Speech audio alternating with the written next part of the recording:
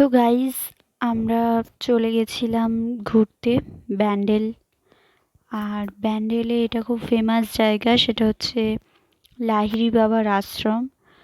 আর এখানে দেখো, এটা হচ্ছে বাইরের এরিয়াটা। এই যে গেট, এবারে আমরা এখানে ঢুকবো।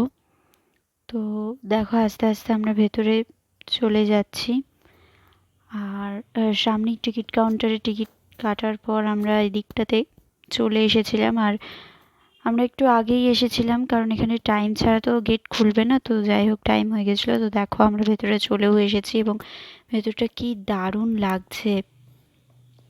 শীতকালে বেশ ঘুরতে টুরতে ভালোই লাগে। আর সামনেই পিকনিক স্পটও আছে, পিকনিকের জন্য তো ভাড়া নেওয়া হয় আর কি। তো দেখো, আমরা আস্তে আস্তে ভেতরে ঢুকছিলাম। আর এখানে কত ফুল গাছ, নানা রকমের গাছ।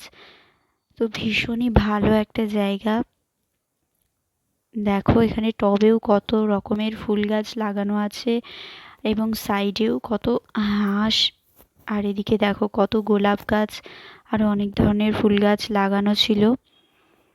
তো আমি, মা আর আন্টি গেছিলাম ঘুরতে। তো দেখো কি সুন্দরভাবে সমস্ত কিছু সাজানো। তো আমরা আস্তে আস্তে ভেতরের দিকে এগোচ্ছিলাম।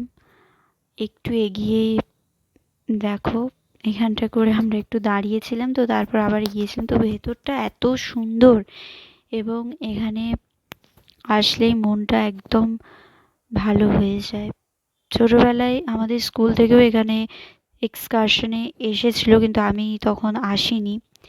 ওই 6-7 করে এসেছিল, তো তখন আমার আসা হয়নি। তো যাই হোক, এবারে চলে এসেছি। আর সত্যি ভেতরটা খুব সুন্দর, এত সুন্দর জায়গা।